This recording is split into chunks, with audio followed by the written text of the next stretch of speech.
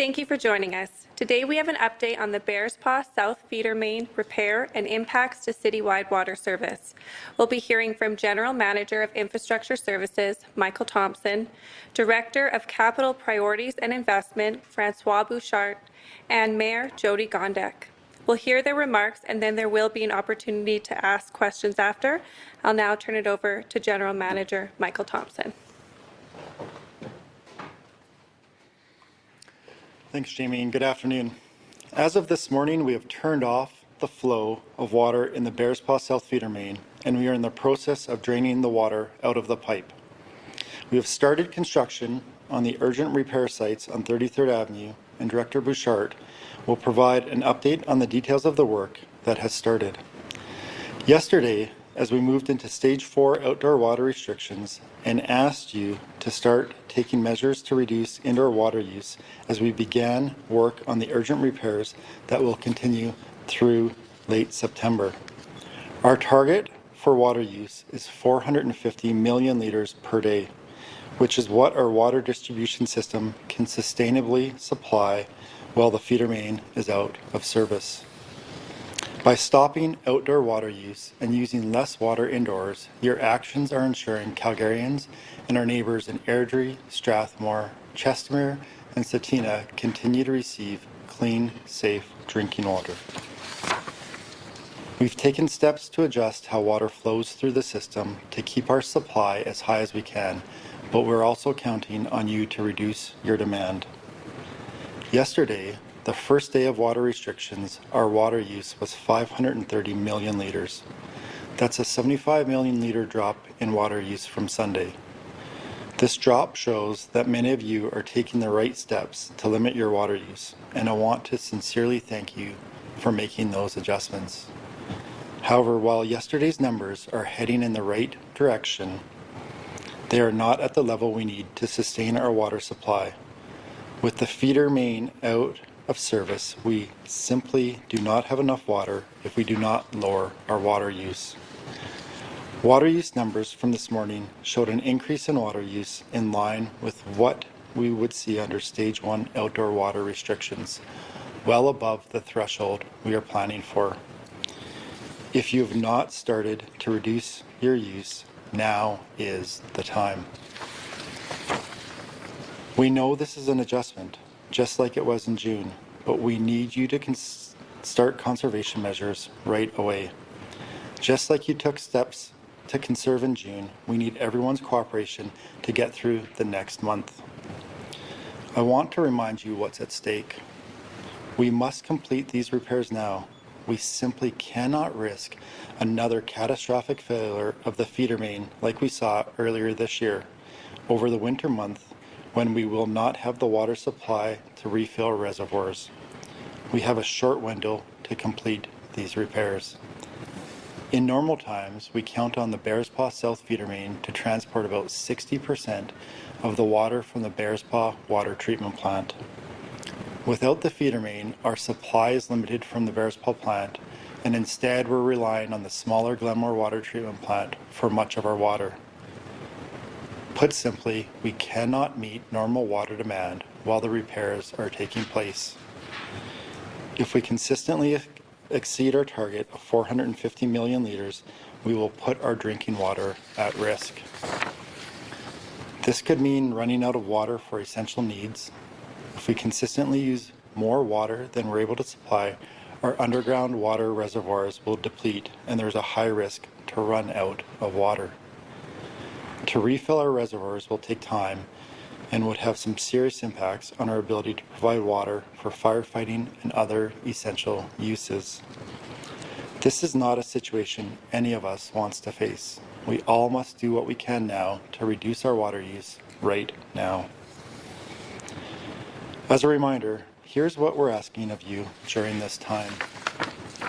Don't use city water outdoors. If you need to water trees or gardens, get it from other sources, like your rain barrel. There is rain in the forecast, so this is a great opportunity to top up your barrels or other containers. Some of you may have set your irrigation systems to run automatically on your watering days during Stage 1 restrictions. Please check if this is the case and turn them off now. Indoors, we're asking you to focus on taking the 3 actions that make the biggest difference to household water consumption. First, limit showers to 3 minutes or less. Shortening a shower from 5 minutes to 3 minutes can quickly add up to significant water savings. Even better is to switch to once every 2 days rather than daily showers. Second, run laundry and dishwashers only when full. Washing machines are one of the biggest users of water inside your home. In addition to running full loads, please reduce the number of loads you do each week by prioritizing the clothes you need to get through the week. And third, flush toilets only when necessary. Every time you skip a flush, you save 6 liters of water. As a city of 1.4 million, we could save 3 Olympic-sized swimming pools a day if we all skipped a flush. You can also collect your shower water to flush the toilet. Again, thanks to all of you who have already taken these measures, and to all of those who are stepping up your water conservation today. Your help lets us get this work done quickly and safely so we can limit the risk to our water supply in the future. I'll now turn things over to Francois Bouchard to talk about the progress our crews made yesterday and what we will be starting today.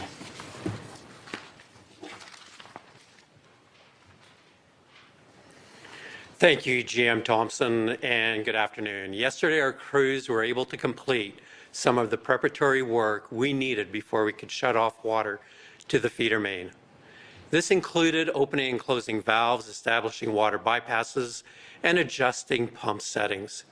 We now have equipment set up at the 5 sites we are using to drain the feeder main in preparation for the excavation. On Sunday and yesterday, crews began setting up fencing around areas that will be excavated on 33rd Avenue Northwest and in Shoaldice Park in preparation for the repairs that will happen on 16th Avenue Northwest. This fencing ensures the site is safe for workers and the public. It also ensures there's enough space around the excavations so equipment, supplies, and workers can perform the work in a safe environment. We've been installing a new fiber optic acoustic monitoring system inside the pipe that will continuously monitor the condition of the pipe and will replace our external monitoring devices. This work is now mostly complete, with the system should be operational by the time the repairs are completed. Today, we stopped the flow of water from the Bearspaw Water Treatment Plant to the feeder main. Early this morning, we turned off and isolated the feeder main and began draining water from it into the Bow River. It will take 24 to 48 hours to complete. As we drain the feeder main, you may see crews flushing water in the area. You may also sometimes see crews flushing water from hydrants in other areas as part of unrelated repairs. At this time, when we are all taking steps to conserve water, this may appear wasteful. It is actually part of federally and provincially legislated water quality requirements and an important part of the repair process to ensure any sediment and contaminants that may have entered the pipes are removed. If you see flushing taking place, please keep a safe distance and be respectful of our crews. And the next step is to start excavation to expose the pipe, which can begin once the pipe is depressurized. We know that this is the busy time of the year as people return from summer holidays and get ready to start school and settle into new routines. I want to echo General Manager Thompson's message about the importance of saving water. We're working as quickly as we can to complete these repairs. Your support to save water at home and at work will allow us to meet water demand and supply enough for essential needs. We thank you for your support and cooperation in building these changes into your new routines. I will now invite the Mayor to the podium. Thank you very much, Francois. Oki, Dadanistara, Mbawastich, Tanse, and good afternoon to all of you. As you have heard General Manager Thompson as well as Director Bouchard explain, there are important reasons to reduce the amount of water that we use citywide while work is being done to repair the Bearspaw feeder main. We have limited water available to us while that feeder main is offline. And this is more than just an inconvenience This is actually a significant disruption for so many people. I'd like you to consider the folks that live along 33rd Avenue in Bowness, who will have to live with this repair work in front of their homes for several weeks. Add to this the businesses along 16th Avenue who also will have to face similar disruptions in front of their shops, their restaurants, as well as their offices. And let's consider the fact that traffic interruptions and detours will greatly affect the people of Bowness and Montgomery, as well as those who have things to do in those areas and are simply there for a visit. While this is all very visible and real if you are in Bowness and Montgomery, this is also a reality for the rest of us. It is incredibly important that with the Bears Paw feeder main out of service since this morning, we realize that we are in a serious situation here as a community. Without the Bears Paw feeder main, we are keeping water flowing to households and businesses in our city with considerably less water flowing through the system because that major pipe is down right now. And that's why our collective actions matter in Airdrie, Chestermere, Strathmore, Tsuut'ina Nation, as well as Calgary. If we want to keep water flowing to all of our taps, we have to think back to June when we banded together and we did so much to reduce our indoor water use. And we also took outdoor water restrictions very seriously, and we reduced any type of usage that we were doing outdoors. We stopped watering our plants outside. We stopped washing cars. We stopped washing windows. Those are the same things that we need to do right now. What we all did in June mattered then, and what we will be able to replicate from what we learned in June will matter now. We were able to cut our water consumption by 25% back then, and I'm very confident that we can use those same habits to do the same now by cutting down the length of showers, by flushing the toilet a little bit less often, and making sure we are only doing full loads of laundry and dishes. The maintenance work on this feeder main is critical to ensure that we do not face another catastrophic break. We are doing these repairs to strengthen our system for the future. And we all play a serious role in being good water stewards, just like we did back in the summer. Now, at that time, I worked with my colleagues in council as well as administration to make sure that we were thanking you regularly for your efforts, and I am here to do that again.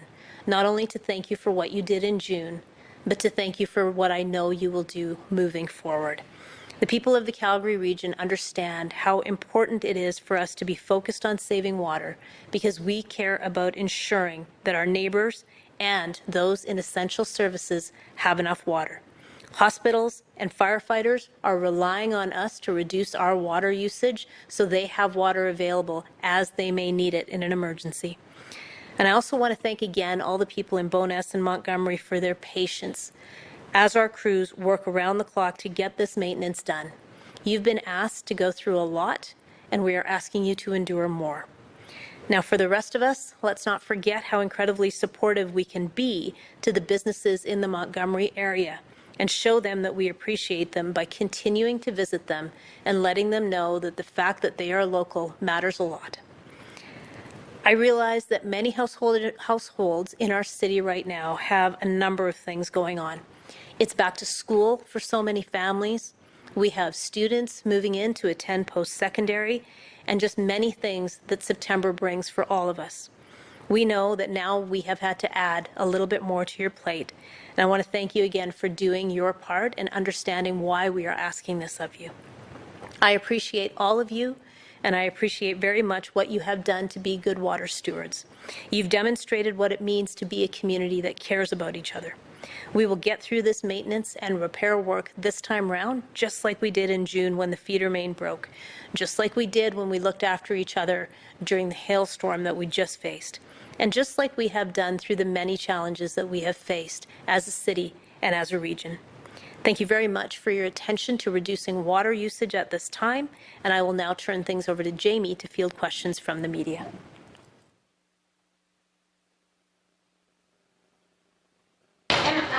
I know that it must be a lot of factor into it, but ballpark number, how many days the city of Calgary can go if as citizens, people living here, go over the 450 millions? Let's say every day we go over 500 million liters. how many days the city can go without declaring a state of emergency. The question is, how many days can we go if people are using more than the 450 million liters of water? What if people let it creep up to 500 million? That's the question. And what would we need to do to call a state of local emergency? Let me be very clear. If we do not stick to water reductions, we will run out of water. That's a fact. We do not have the amount of water that we need for regular usage flowing through our system right now. And there's no type of state of local emergency that we can call. We have to rely on each of you to reduce your water usage indoors, and you have to stick to the outdoor water restrictions right now. If we want our water system to be strong into the future, the repairs on this pipe are absolutely critical right now. So we need to stay at that recommended level of 450 million liters of water. Any other questions? In terms of just how many consecutive days it would be, are we looking at, a week of going over, say, 500 million liters, 2 weeks of going over? Is there a time period that the city knows of? I will say this again. If we do not reduce our water usage by 25% and stay at that 450 million level, we will be in a lot of trouble. We will run out of water. And if we run out of water, that means you will turn on your tap and nothing will come out. It will mean that firefighters cannot attend to emergencies without wondering whether the hydrant will turn on. We will be in dire straits if we do not start reducing our water usage now. However, I can tell you that you all did this in June. You all reduced your water usage and you paid attention to the outdoor water restrictions. The reason we are doing these repairs right now is twofold. Number one, it's critical to keep the pipe in good shape. And number two, we know that you all understand how to reduce your water usage.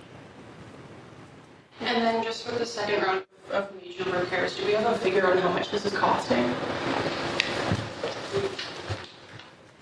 Thanks for the question. Question was really, do we have an estimate for what the cost of this second round of repairs will be? And so the urgent repairs we're doing right now, we don't have that yet. We're starting to track our costs on a daily basis and do estimates for what we think that will be. And we'll be bringing that forward in the future when we do have a number to share with you. Any other questions? Yeah, I'm going to go again. Seeing how we are so vulnerable, is there a new water treatment plant in the future for the city of Calgary? So the question is really around what infrastructure improvements are we looking at for the future. And in the past, I've shared that we're looking at the Bears Paw, the North Feeder Main and the South Feeder Main are two projects that we have in the design and planning process. We're starting construction on the North Feeder Main next year. And we're in the design of that project. It's in a multi-phase approach. The same thing with the South Feeder Main. We're in planning on that project, as well as an expansion to the Bears Paw water treatment plant that's required for growth and resiliency or redundancy. And so these are all projects that we had already had planned and we were working on. And as we've talked about in the past, we'll be accelerating them to make sure that we're providing that redundancy going forward. Any other questions? Last one, can you refresh our memories? How much did it cost the last round of repairs on the main feeder main? The question was around the cost for the repairs on the first catastrophic break, as well as the 5 hotspots. And as you'll recall, we had talked about that a number of weeks ago, and that cost estimate was in the $20 to $25 million range, excluding any lost revenue sources. Is that everything? All right, we'll send out the next media bill with the information on the next media advisory for information on the bill.